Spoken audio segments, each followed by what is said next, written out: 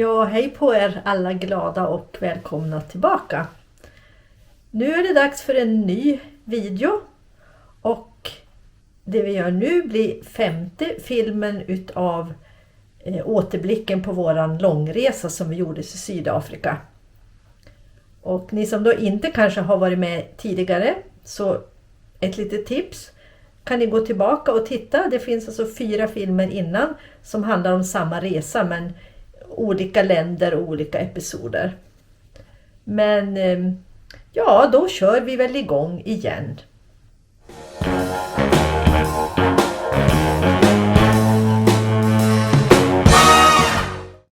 Nu är vi nästan där, David. Fattar du?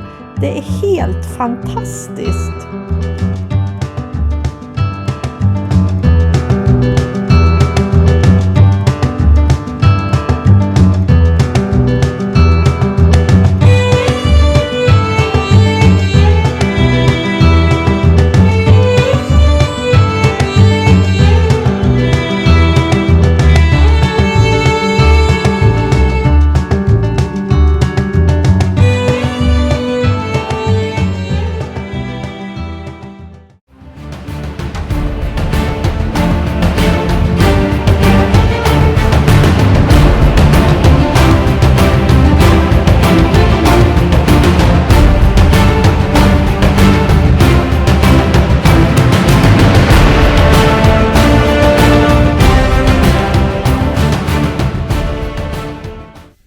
Ja, alltså vi blev helt ställda och förtvivlade.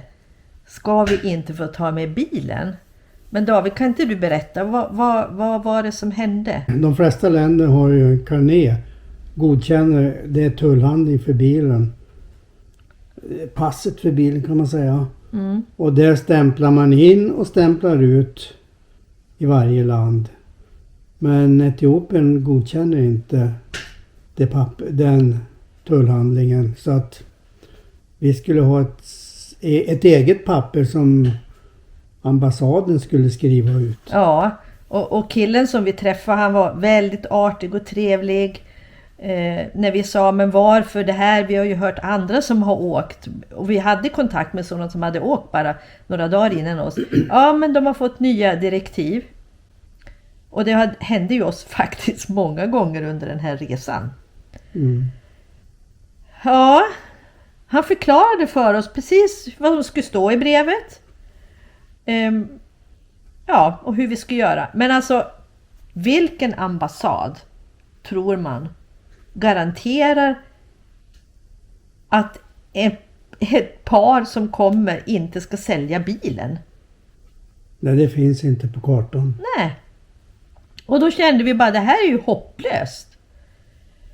Men vi förstår att vi måste väl göra det här på något vis. Så jag frågade ju då, går det om det är någon som jobbar på en NGO, alltså en non-government organization?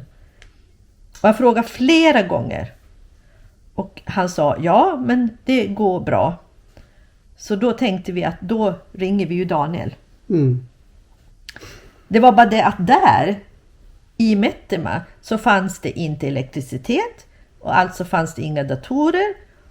Och det fanns ingen telefon. Och mobiltelefon funkar nästan inte heller. Så vi fick lov att åka. 3,5 mil. Ja. Men vi fick ju inte ta bilen med oss. Nej. Så vi åkte med en mindre buss. Ja, och så en sån där bajaj eller tuk-tuk som man säger i en del länder.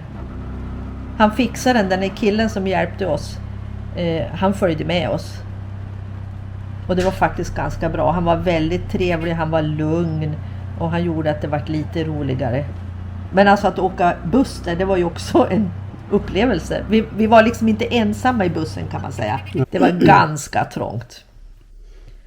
Och den hade inga stötdämpare. Nej, just det. Den gungade väldigt alltså när det kom. Så att jag var lite halvskraj att han skulle gunga av vägen faktiskt. Ja.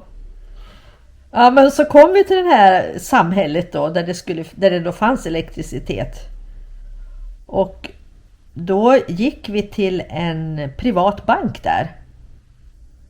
Och så förklarade vi våran situation. För han hade ju fax. Och så ringde vi Daniel. Och han blev jätteglad när han fick höra av oss, för att de visste att vi var på väg och de var väl lite oroliga hur vi skulle ta oss genom Sudan och hur vi skulle ta oss över gränsen. Så han satt faktiskt i sammanträde, men han gick ifrån när han hörde att det var vi som ringde.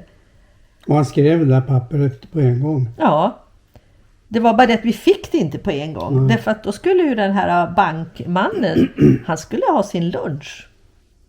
Så vi fick vackert gå ut. Och vi gick till ett liten fik, tror jag det var. Ett café, ja. Ja. Och där drack vi Coca-Cola. Mm. Alltså, vi hade ingenting ätit. För vi trodde ju att vi skulle få vårt förmiddagskaffe. Och visste ju inte att vi skulle bli fast i tullen.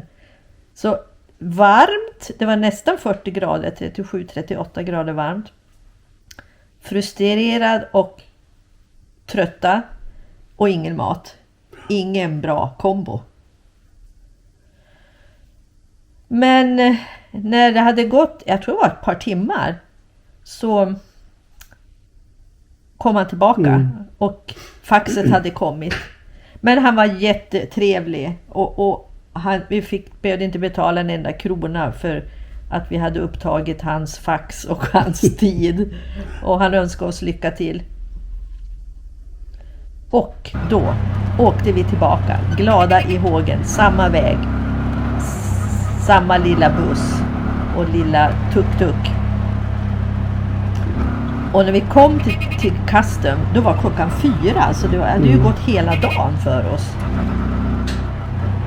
Så hade killen som satt där, jag höll på att säga gått på semester, men det hade han ju inte. Men han hade gått på, slutat för dagen. Ja. Och vad blev det då? Det satt ju en annan gubbe där, vi glada i hågen slängde fram det där pappret. Ja, det här godkänns inte, sa han. Alltså jag hade ingen energi kvar, för jag var så hungrig och trött och frustrerad så att jag sa, men det är inte möjligt. Nej, han var benhård och han var väldigt allvarlig. Jag kommer ihåg det. Ja, så då sa vi, men han som satt här innan lovade oss, det finns ingen ambassad som kan garantera så här, några som de inte ens känner, att vi inte skulle sälja bilen. Det går inte.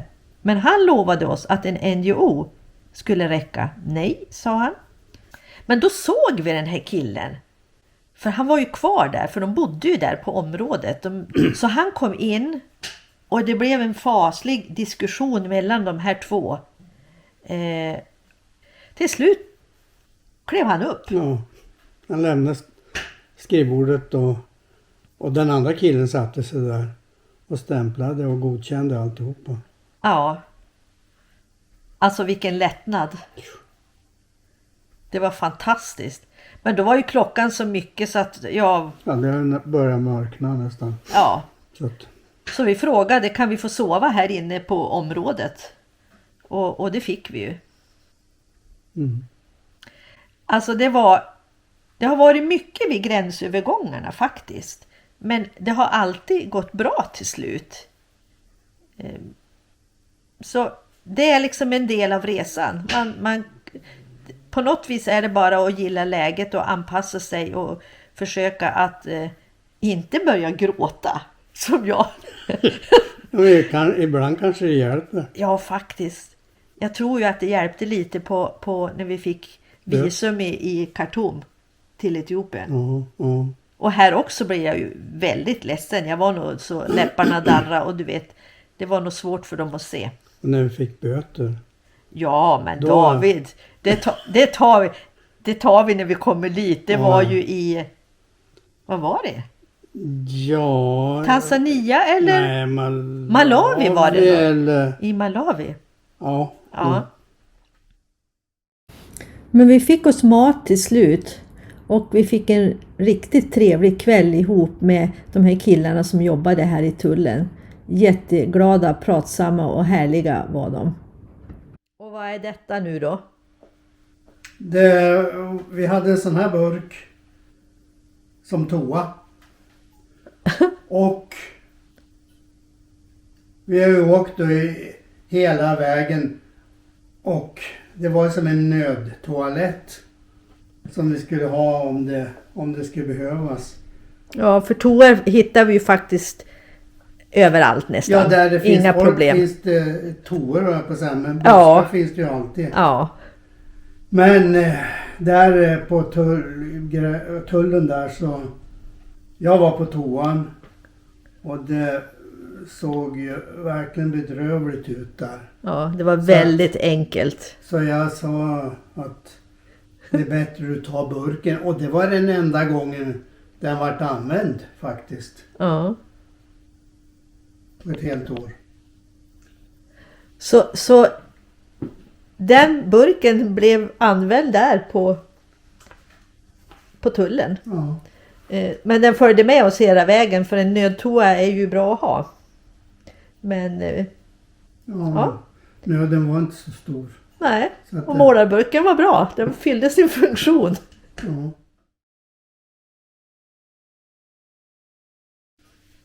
Jag ser nu att vi fick med vår snygga gardinupphängning. Och om ni undrar vad jag har för specialare, så är det så att jag just nu håller på att hjälpa några vänner som ska öppna en etiopisk restaurang. Och jag testar lite grann gardiner som ska vara i restaurangen. Så snart så får vi äta god mat på restaurang också här i Östersund. Ja, efter en tuff dag så sov vi gott och nu åker vi vidare söderut.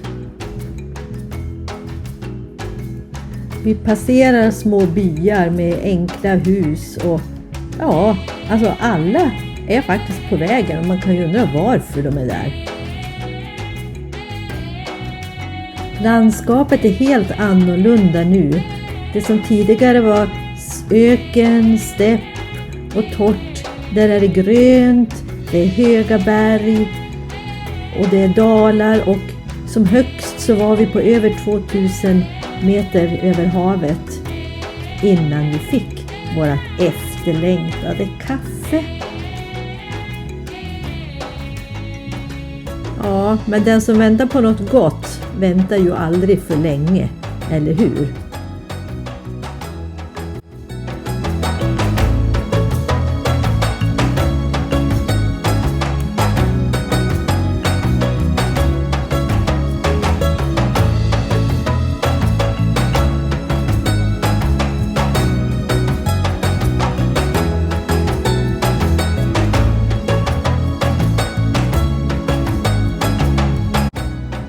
Vi är ganska trötta och vi känner att vi behöver faktiskt vila både kroppen och hjärnan ett tag, så att det blir inte mycket mer än 20 mil idag innan vi kommer fram till norra delen utav Lake Tana.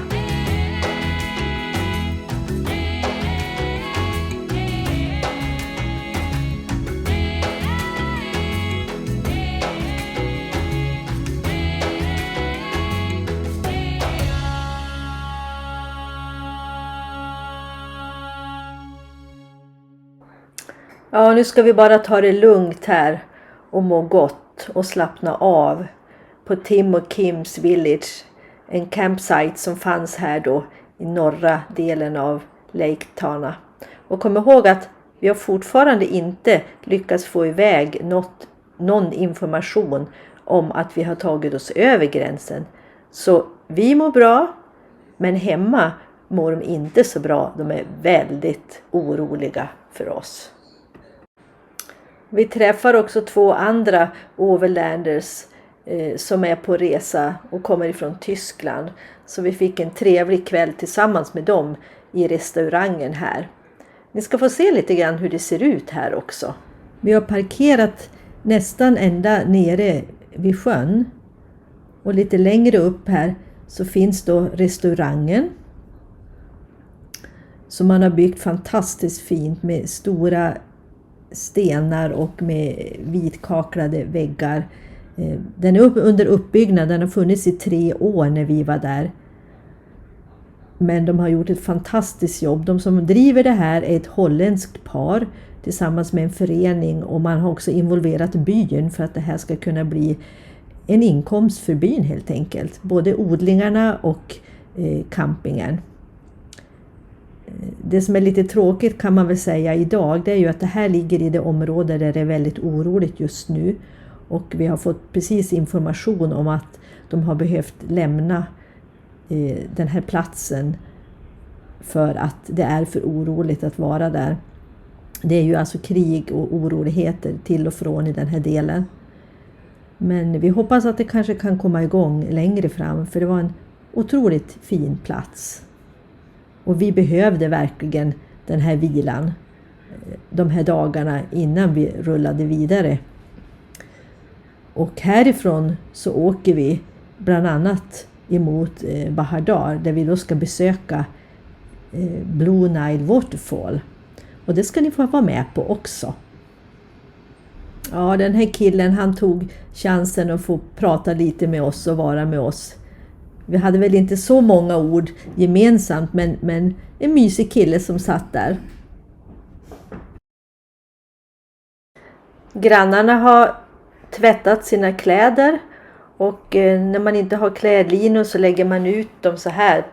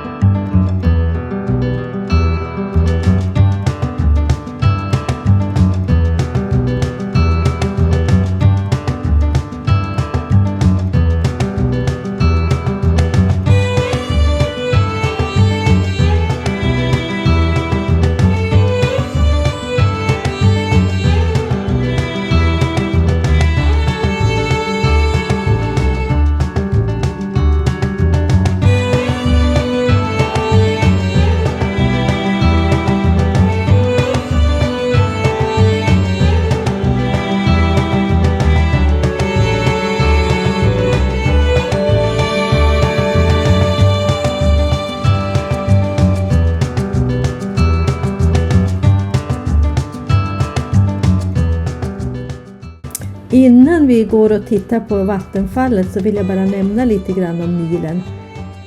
Ni vet att det är världens näst längsta flod, och Blå Nilen har sin upprinnelse i Lake Tana där vi nu har varit och sovit, och Vita Nilen, den kommer ifrån Victoriasjön, och de två sammanstrålar då i Sudan, i Khartoum, för att sen rinna vidare till Egypten och ut i Medelhavet. Och det är ju en omstridd flod för att alla vill ha tillgång till den, och jag kan inte alls det här så mycket, och ni har säkert hört och sett på tv om det här. Men ni vet att när vi åkte båt från Egypten till Sudan så åkte vi på Nassersjön, och den har alltså bildats när man byggde Assuandammen. Och nu har Etiopien byggt en damm, renässansdammen, alltså strax söder om där vi körde in i Etiopien. Och den är då utav Blå Nilens vatten. Och man är orolig i de här länderna hur vattnet då ska kunna räcka till alla. Och ja, det finns mycket politik och mycket teknik och frågor kring det här. Men det var en lite grann inblick så att ni vet ungefär vad vi håller till. Nu har ni sett lite bilder här hur vi vandrar upp mot de här vattenfallen. Vi är en hel grupp och vi går med guide. Och här har vi då kommit fram till vattenfallen. Och den här gången var det väldigt mycket vatten. Otroligt vackert. Och de här kvinnorna vi mötte som bar ved där, de bär ju ved för att sälja eller för att ha att elda med. För som sagt, elektricitet finns inte överallt här. Och där är också den här dammen som jag nämnde om och som man har byggt. Vi fick möjlighet att köpa riktigt etiopiskt kaffe efter vägen också.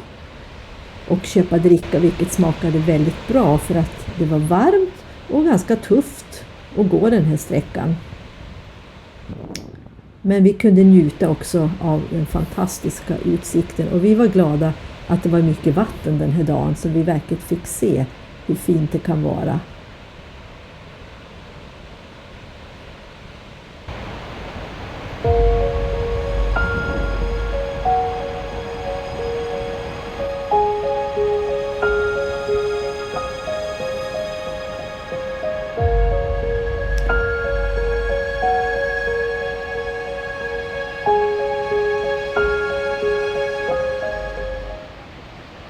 På några ställen så fick vi vada över och ni ser, jag fick faktiskt hjälp. För det var inte så enkelt att gå och rädd och halka. Sen kom den här delen som jag då inte är så förtjust i, och det var att vi måste åka den här båten över vattnet. Och så visste jag att vattenfallet var strax nedanför. Alltså jag gillar inte båtar. Det var inte kul, men det gick ju bra det också. Det är lite löjligt kanske av mig.